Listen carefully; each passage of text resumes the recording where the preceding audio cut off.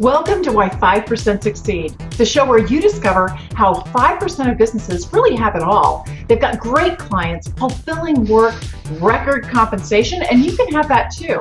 Because frankly, if you can see it, you can be it.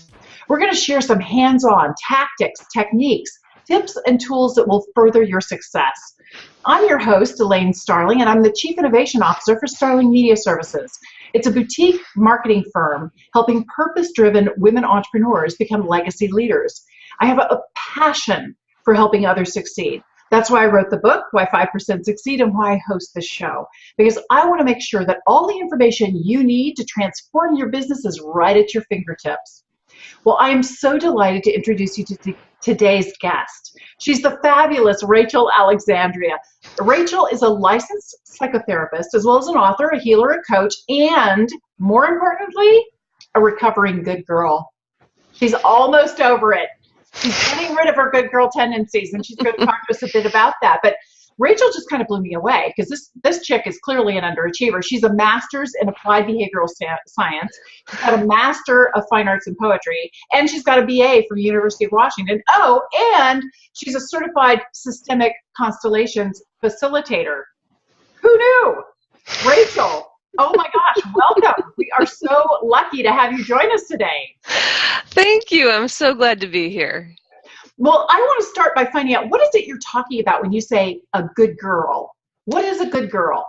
Right. When I first started working on this issue that I found in myself and my clients, it took me a while to define it, and I finally was able to bring it down to like 2 points, which is good girls are women who believe they are responsible for the emotions of other people, so like emotionally over-responsible, caretakers of other people's emotions, and they are avoiders of conflict.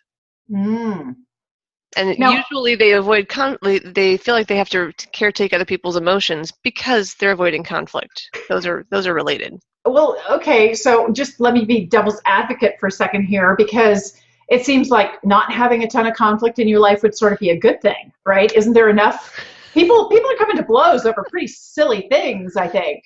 So obviously there must be some level that's just too extreme that you're avoiding conflict. What's the downside? Why is it a problem to really be a good girl and avoid conflict and try to take responsibility for how everybody else around you feels?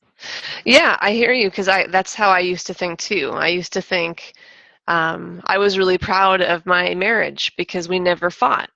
I thought, oh, that's great. I'm not married anymore. Uh-oh.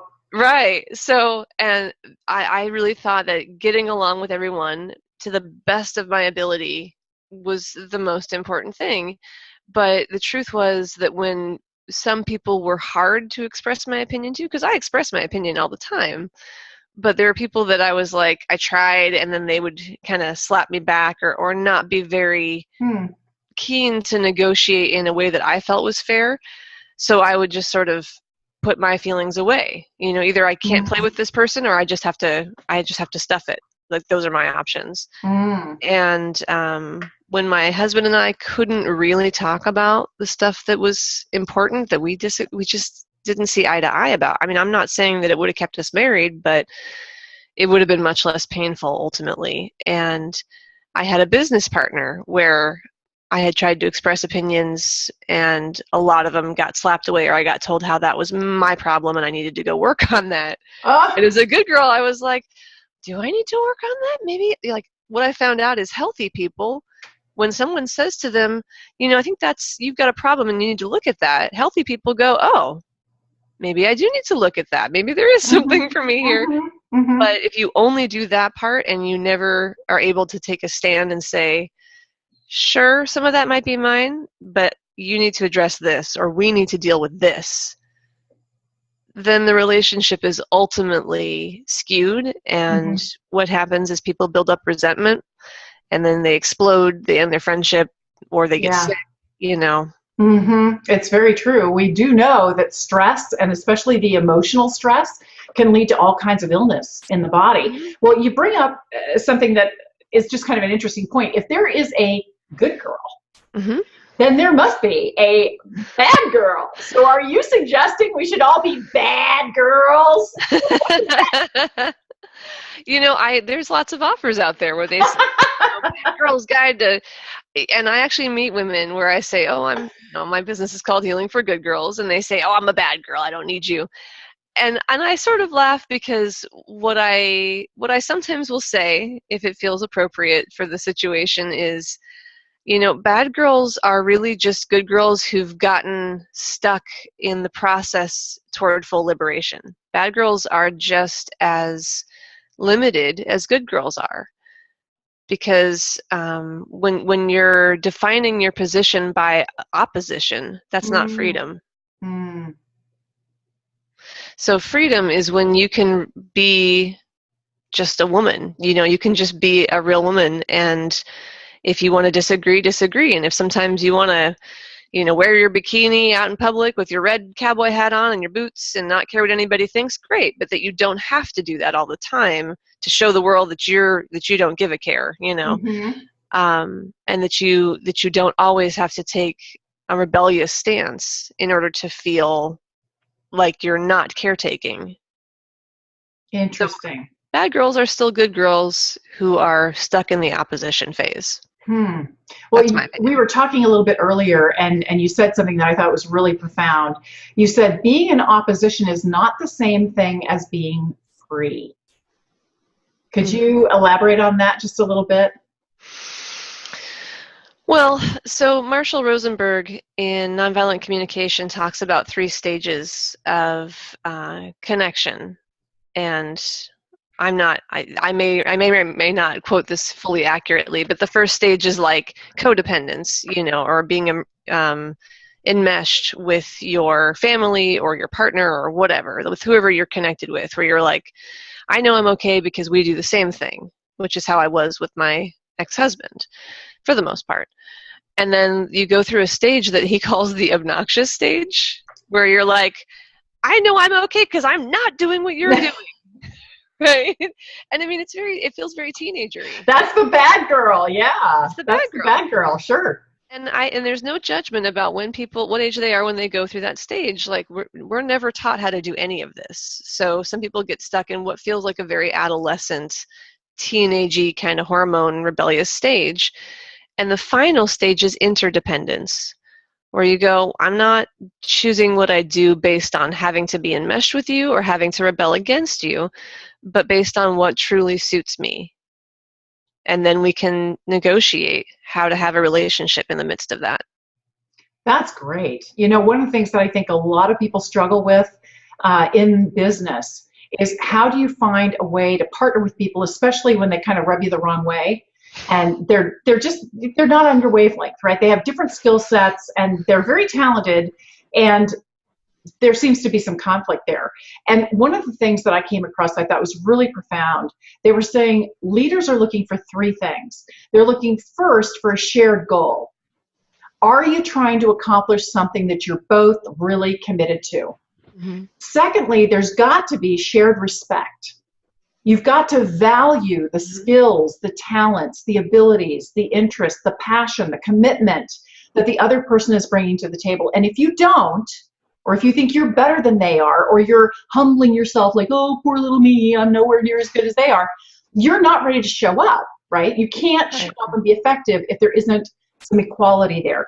And then the third thing is, there's got to be a shared commitment to take action towards the goal. If it's all on you to get it done, and the other person's just going, oh, you're such a good little girl, thank you for doing that, that's not going to work. That's not going to fly, right? Or, if it's got to be shared. It's just got to be shared. So I think those 3 components are really signals of a pretty healthy relationship, a pretty healthy collaboration. Do you have some suggestions for people who might be struggling right now and how they could move on? And when you're talking about like business partnerships? Yeah, because we're really talking about business and how do you grow your business. You may even have some problem clients. Somebody's super pissed off and they call you up on the phone and they are just ready to rip somebody a new one. Yeah. How do you stay present, stay authentic, honor the relationship, and okay, what's if you're not supposed to be a good girl and you're not supposed to be a bad girl, we're gonna have to come up with something else. What are we shooting for here? Right. You just be a real person. Like There we go. you just be an authentic real person. So when people call me and they're in that state of, I mean, my clients usually being good girls, they rarely come with a bunch of anger. Like usually their anger is more repressed or they're more Hmm. ashamed of it, but sometimes they do. But it's there, like, because I'm always calling it out, like, where's your anger? Let's come play with that. I teach people to speak for their anger, not from their anger. Ah, So, I love that distinction. yeah, Speak for your anger, not from your anger. So could you give us an example of that? absolutely. There's a great book called How to Be an Adult that Oh, I'm I writing know. that one down. How to be an Yeah. adult. That title actually, just this is a little bit about me, kind of pissed me off when I first saw it because I was like, I know how to be, like, don't tell me how to be an adult. But it's a very small book and it's super dense. Like, it's not hard to read. It's just like you read a line and you're like, huh? For like a week. What? Somebody's telling me my book is like that, but I don't know because I wrote it. But one of the things he says in there, he talks about these different emotions and the way we deal with them versus the way we need to deal with them. And on his chapter about anger, he says people, for the most part, people have a hard time distinguishing between anger and drama. Ah, And people aren't afraid of anger, they're afraid of drama. Most of interesting. what we see expressed is drama. Yeah. So here's drama. I'm so angry, I'm not going to take it anymore. I'm going to throw this chair at you, Moripovich. I'm not going to let this baby mama, whatever. That's drama. It sure is. And you'll notice what's really interesting to me about drama is drama expressed does not dissipate. People just continue to express drama. They might say, I'm not going to stand for this anymore. I'm not going to blah, blah, blah, blah, blah, blah, blah. And yet they keep standing for it. They keep doing the same things or being in the same messed up relationship or the same, like, business partners who yell at each other. Mm-hmm. Whereas anger is a feeling. And when I speak from my anger, like I've just done it recently, I say, I feel angry. I Mm-hmm. feel angry that you did this. I feel angry that when I said this, you said that. My belief is you're starting to think that I am this kind of person over here, and that's hurtful.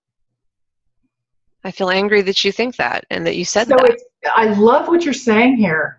This is so powerful, Rachel, because what you're doing is giving people the confidence to provide very authentic feedback.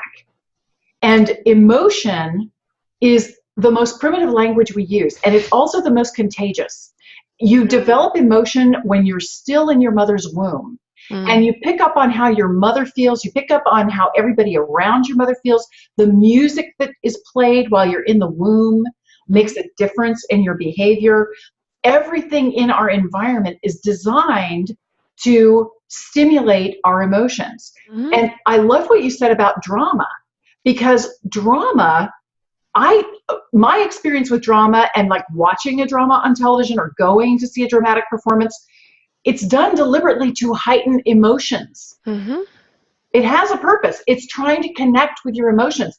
But you know what? There's a much more effective way to connect authentically with emotions, and that's to simply state, this is how I feel. And I would say, I mean, in nonviolent communication, they'll talk about you need to match somebody for where they're at. So if somebody else is having drama, that you're, like if say you're with a business partner or a client or something like that, sometimes, and you have to gauge it based on how they're responding. Mm-hmm.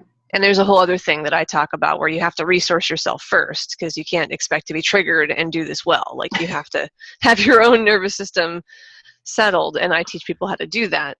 But once you have a nervous system that's settled and able, you respond to somebody who's in drama, and you can try soothing, like really reflecting how they feel. Like, hey, I really hear that you feel upset. I really hear that you whatever. But Mm-hmm. for some people, that's actually not. They're not going to feel heard until you meet their drama. Ah, Yeah, you really feel upset, got it. and then they can take a step back. Like, oh, I'd like, 'cause so when you say that Mm-hmm. that it's intended to heighten, what part of what I'm teaching people too all the time is that you need to be strategic in your communication around conflict, Mm-hmm. and you need to be able to play a different number of um, ways of being to Mm-hmm. best suit the scenario that you're in, because your goal in any kind of conflict scenario is to get what you want. Sure. It's not to dominate, it's not to shut somebody up, it's not to scare anybody, it's to get Mm-hmm. what you want. And the Mm-hmm. ways to get what you want, there's a lot of different paths to that. That was really profound, Rachel. I am so impressed by what you're talking about because you're giving us a whole new avenue to explore between the good girl and the bad girl.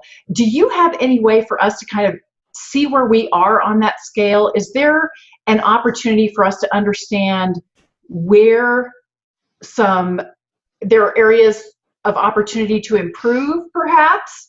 Like you were just talking about how important it is to meet people at their level of emotion and not be afraid by the drama, but recognize that they're feeling a strong emotion and they want you to feel it too so that you can connect with them. It's almost like, I know nobody drives a clutch anymore, but with the clutch in your car, if you want to change gears, you rev it up and then you use the clutch to take things out of gear. And Mm-hmm. there's two things that have to mesh up.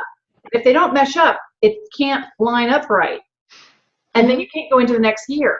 Yeah. And so drama and those emotions, people are trying to get in gear with you. They're trying to sync up with you so they can move the conversation forward. So Rachel, you've really done a great job at helping us understand there's good girl, there's bad girl, and then there's being authentic and real, the true you.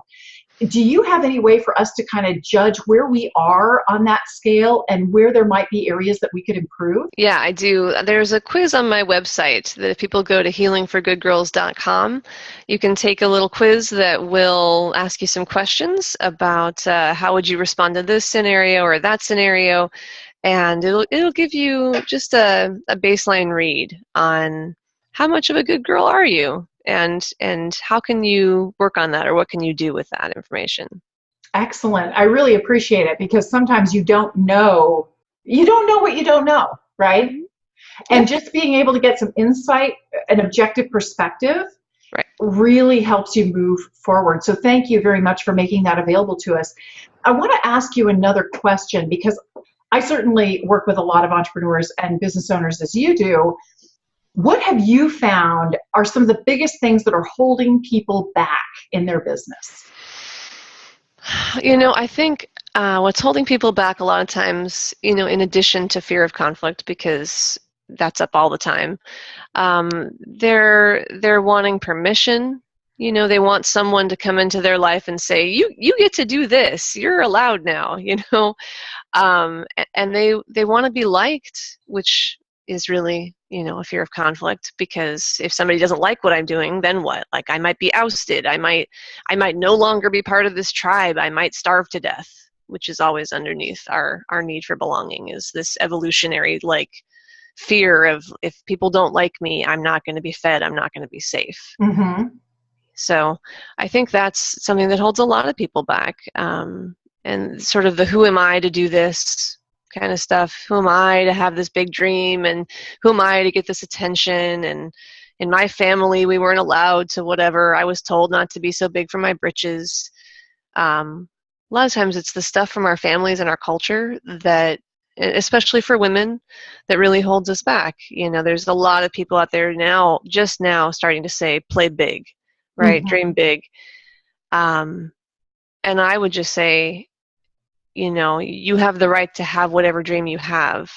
And if anything, work on shedding the toxic judgment that you encounter in your life, externally and internally. Because you may have a big dream and it may be a small dream, and there's no requirement that you have to do any one particular thing. Just do what makes you happy. That's so important. That is so important. And one of the things that I've noticed with a lot of the clients that I've worked with is this whole thing of, let's call it sacred poverty. Right, right. that that somehow I'm not worthy, or what I do can't be worth that much money.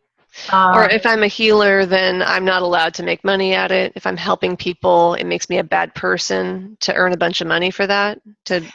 so, do you have anything that can help us shift that perspective, shift that attitude?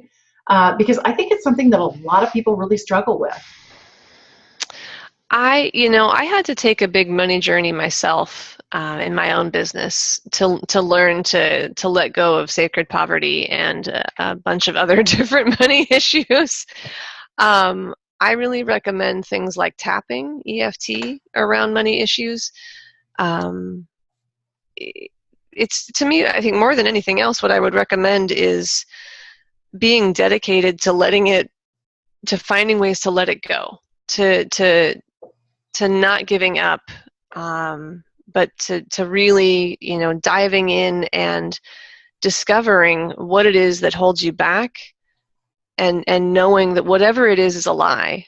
I have a book that I'm writing now called How to Change Your Operating Instructions. I love it. Thank you.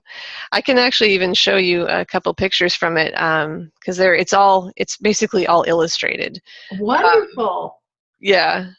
So,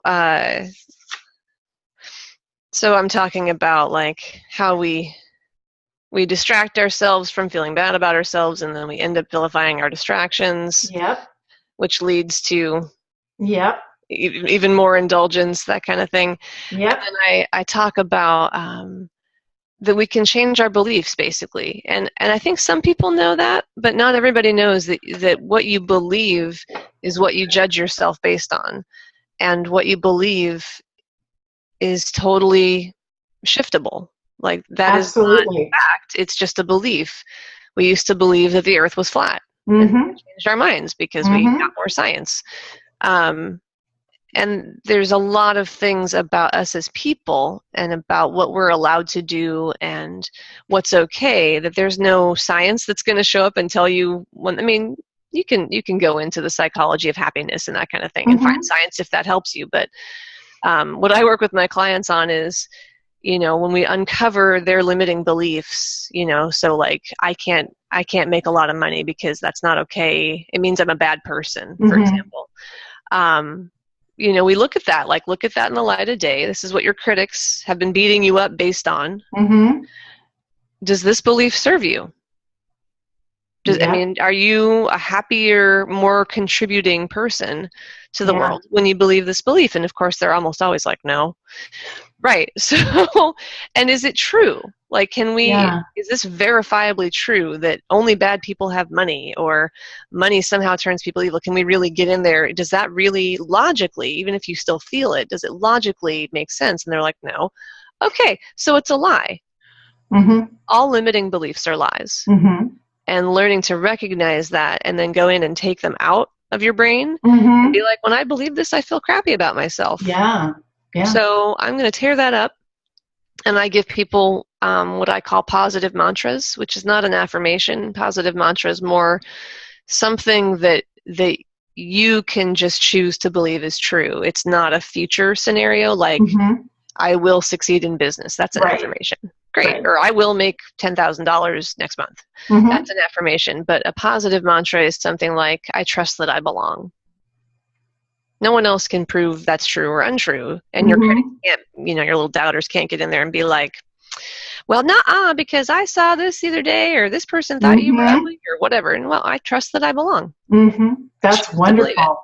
I really appreciate that, because we all struggle with limiting beliefs. I think anybody who is continually striving and growing and really wanting to make a big difference, they're going to be dealing with limiting beliefs. I know I struggle with my own. I struggle with I'm not good enough.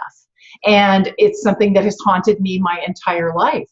Well, I had a mentor who gave me a really interesting challenge. They said, what if you chose to be a 90-10 person?